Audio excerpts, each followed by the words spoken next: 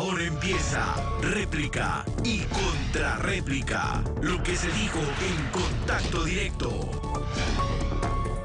Muy buenos días. En los temas de hoy, los impuestos observados por el sector empresarial, replicados por el director general del SRI, y la instrucción a civiles por parte de militares en servicio activo. Aquí iniciamos. Hoy en réplica y contrarréplica.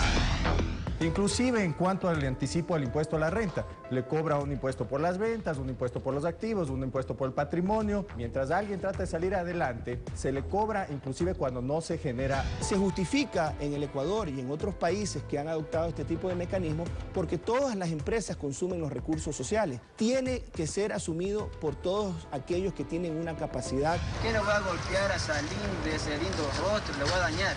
Siente y mira. Estas son estrategias militares. Que estas cosas y algunas que salen en redes sociales no son ciertas, hay que darle la credibilidad que tienen. No podemos estar detrás de cada de estas acciones y yo creo que se está exagerando, se está haciendo creer. Que hablaban como militares, que se pensaban como militares, que se llaman como militares, que instruían como militares. Entonces, y luego se preguntan, ¿y no sabíamos si eran militares? En tiempos de recesión económica, para Pablo Arosemena, presidente de la Cámara de Comercio de Guayaquil, los incentivos tributarios deberían ser para todo el país y no solo para el sector específico como el transporte. Patricio Alarcón, presidente de la Cámara de Comercio de Quito, cree que el anticipo del impuesto a la renta debería irse eliminando paulatinamente. Para Francisco Alarcón, presidente de la Cámara de Industrias de Guayaquil, el anticipo del impuesto a la renta es más bien un impuesto mínimo que se le cobra a las empresas. Osvaldo Landázuri, presidente de la Asociación de Ensambladores de Motos, cree que la disminución en los porcentajes de las sobretasas arancelarias llega muy tarde para las empresas que ya cerraron. Leonardo Orlando, director general del SRI, indicó que en el proyecto de ley urgente de incentivos tributarios se incorporó que la devolución del anticipo al impuesto a la renta sea anualmente para todos y no cada 3 años. Además, según Orlando, las sobretasas arancelarias han producido un efecto positivo en la economía dolarizada.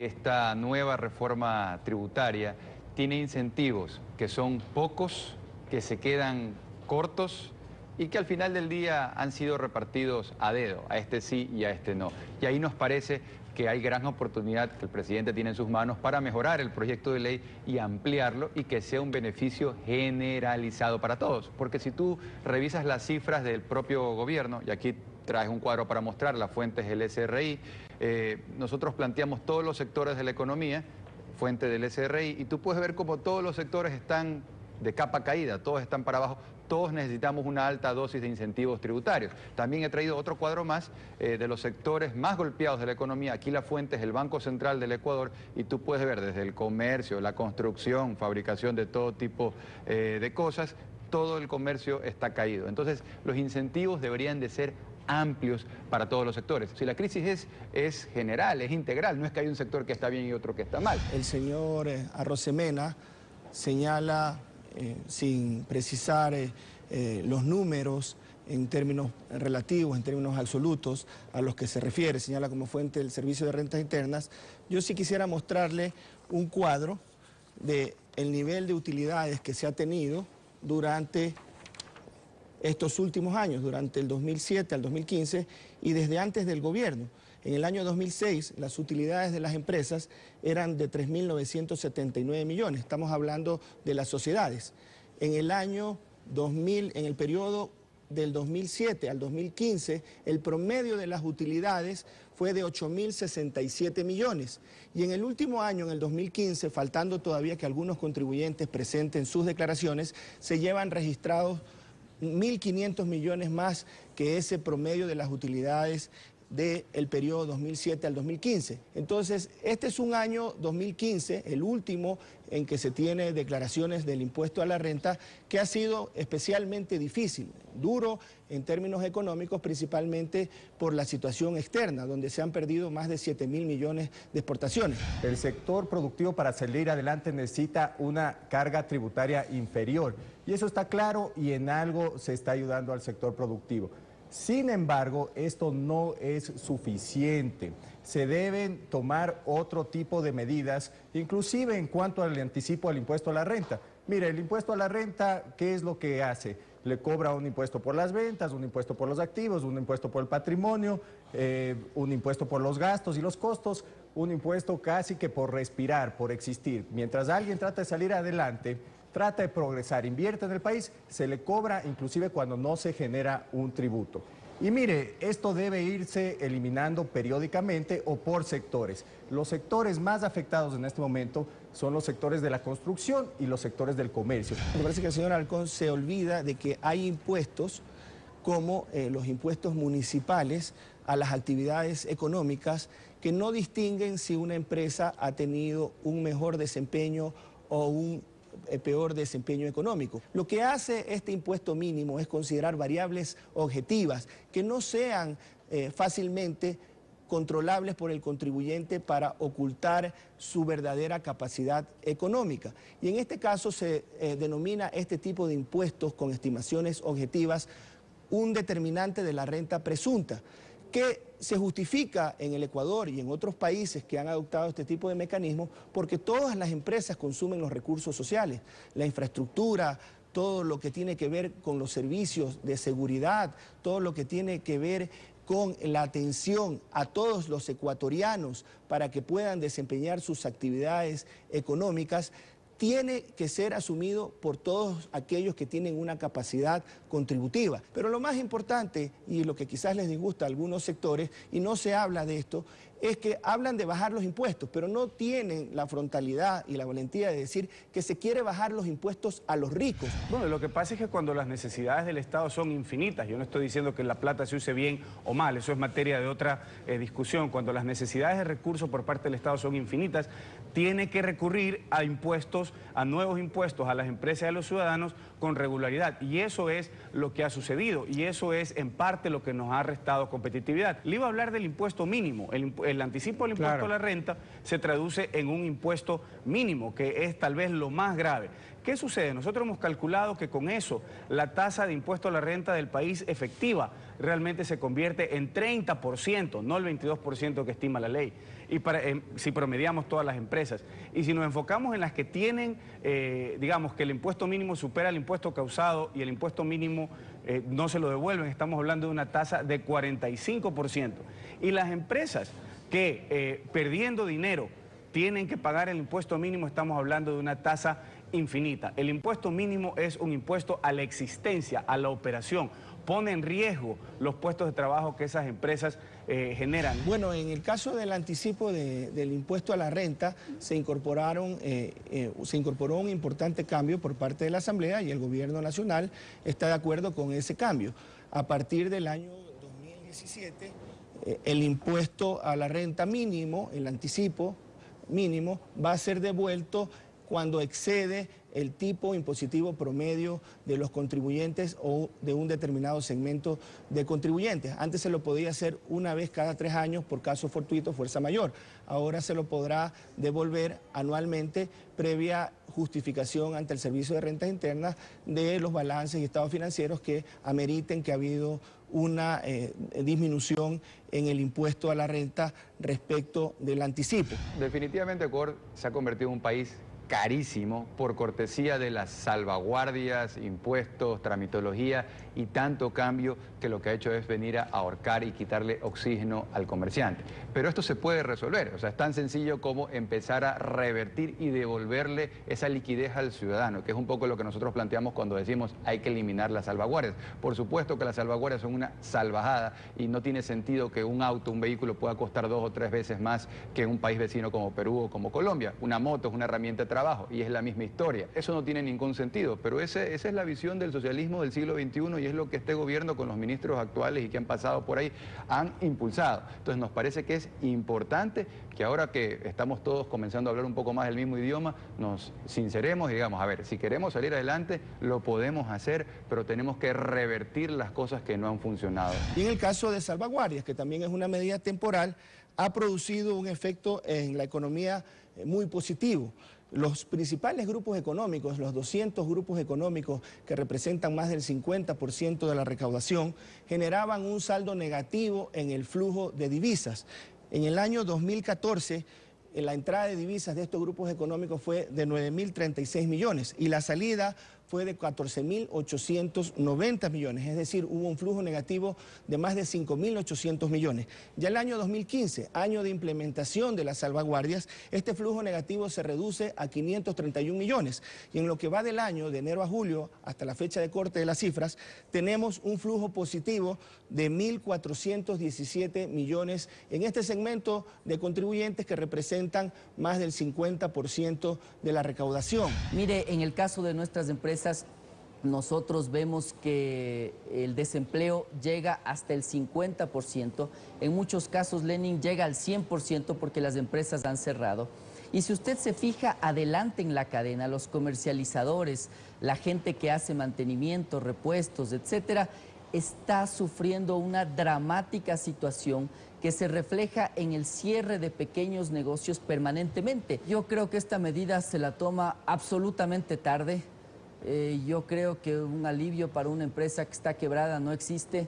Por otro lado, nos preocupa, nos alarma el pensar que tuvo que ser la Comunidad Económica Europea la que logre hacer lo que todos los empresarios nacionales evidenciamos con cifras, Lenin, desde el año pasado. Es decir, colocarle un impuesto al consumo en una situación de iliquidez, en una situación recesiva, era un error. En pocos minutos, gobierno reconoce que militares estuvieron instruyendo a simpatizantes de Alianza País sin autorización. Ya regresamos. Más adelante. Y ellos tendrán que decir si alguien les autorizó. Hasta ahora ha sido dicho por el comandante del ejército que no hay ninguna orden para que se haga una cosa de esta naturaleza. No podemos estar detrás de cada de estas acciones y yo creo que se está exagerando, se está haciendo creer. Que hablaban como militares, que se pensaban como militares, que se llaman como militares, que instruían como militares. Entonces, y luego se preguntan y no sabemos si eran militares. Esto es Réplica y Contrarréplica. Ricardo Patiño, ministro de Defensa, confirmó que quienes impartían instrucción a simpatizantes de Alianza País en un parque de Quito son militares en servicio activo, que lo hicieron hace un año sin autorización y que se van a tomar las sanciones disciplinarias. Alonso López, director de Unidad Popular en Guayas, recordó la pena que tipifica el Código Orgánico Integral Penal, tanto a civiles como a militares, cuando se instruye militarmente a ciudadanos sin autorización. Para Octavio Villacreces, asambleísta de Alianza País, la instrucción a civiles es un tema con el cual se está exagerando. Los detalles a continuación. Que acá está la amenaza y por allá está la amenaza. Fuerza de choque 1, amenaza directa, y fuerza de choque, amenaza directa. Ambos se enfrentan. ¿Quiénes van a entrar a la cabeza? Sí. Podemos poner a las mujeres para intimidar, verán, esto es una clase. Se sabe poner a las mujeres adelante para intimidar un poco la amenaza. Y más si son bien sexy las mujeres y bonitas. La verdad que al hombre le intimida. ¿Qué le voy a golpear a Salim de ese lindo rostro? Le voy a dañar. Sí intimida. Estas son estrategias militares. Sí intimida. Pero cuando ustedes ven, cuando ya fueron queriéndole golpear a la chica, ya no vale encanto. Esto van a quererse tomar el todo por el todo. Ya no nos interesa el encanto, se acabó el encanto. Que era también una mañana deportiva, un picnic que también nosotros íbamos a realizar en esta ocasión y nos invitaron a que demos temas de oratoria, de formación política. Hay dos escenarios. Uno de ellos donde están los señores que no sabemos de ciencia cierta si son o no son militares. Esas dos personas son militares, cometieron un gravísimo error. Eso fue hace más de un año, yo entré al ministerio en marzo. Eso fue hace más de un año, está la información confirmada, en donde se hizo, ya, son dos militares que están ya en este momento en un proceso disciplinario como corresponde. Y ellos tendrán que decir si alguien les autorizó. Hasta ahora ha sido dicho por el comandante del ejército que no hay ninguna orden para que se haga una cosa de esta naturaleza de forma inconsulta, de manera indisciplinada, porque esto es incluso penado. ¿Quién gestionó la presencia de los militares? ¿Quién invita? En eso, eso digo, seamos responsables, ustedes y nosotros. ¿Quién es el órgano que tiene que investigar? La Fiscalía. No, la Fiscalía. El artículo 350 del CUEIT es claro cuando señala que quien imparta o reciba, fíjese que son los verbos rectores, imparta o reciba instrucción militar sin la autorización correspondiente, recibirá una pena privativa de 6 meses a 2 años. Es indiferente en esto lo expresado por el señor fiscal general, que está por demás decirle esto por su alta investidura, que no tiene nada que ver si eso lo hicieron de día o de noche. El artículo 350 es claro, dice las personas que hagan esto, no dice si son civiles o militares. Y segundo, es indiferente también lo que el señor presidente de la República dice cuando señala que fue en el Parque Metropolitano, y eso tiene que ver con que no importa si es un descampado o lo que sea, señala expresamente que quienes hagan esto deben recibir esta sanción. Yo tengo que sonreírme realmente porque esto de aquí está siendo utilizado por la oposición para su trabajo, amedrentar a la ciudadanía, amedrentar al pueblo ecuatoriano, porque todavía hay gente que no tiene tiempo de verificar si es cierto la noticia o no, de paso cuando vienen en redes sociales. Eso ha pasado en Argentina, eso ha pasado en Brasil. ¿Qué es lo que ha pasado? Que han, digamos que, atacado a la ingenuidad del pueblo ecuatoriano, del pueblo, haciéndole creer que nuestros gobiernos son malos. Pero eso no está permitido por la ley, pues. Es necesario.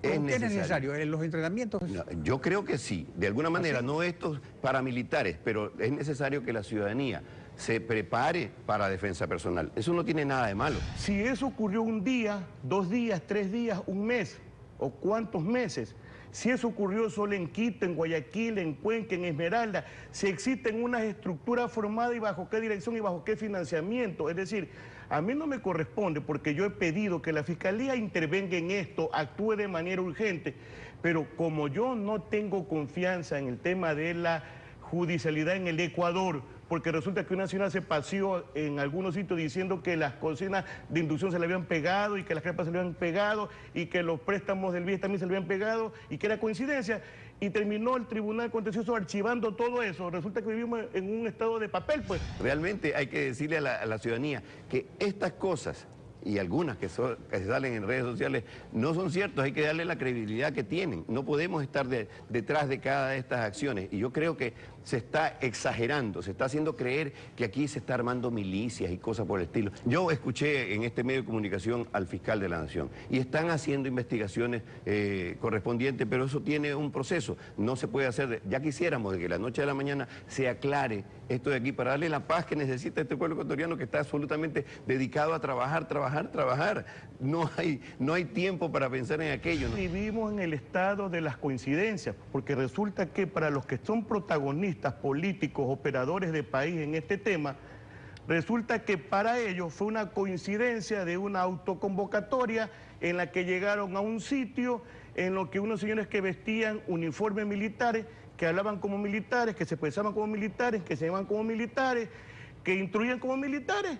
Entonces, y luego se preguntan, y no sabíamos si eran militares. Entonces, ese tipo de ingenuidad que creen que en este país, o sea, unos son sabidos y el resto somos tontos, o sea, no tienen la menor idea de que lo que están en este momento es provocando que en el Ecuador se enfrenten ecuatorianos contra ecuatorianos. Esto es réplica y contrarréplica. Concluimos la próxima semana una nueva edición de Lo Dicho en Contacto Directo aquí en Réplica y Contrarréplica. Continúen ahora en sintonía de Ecuavisa.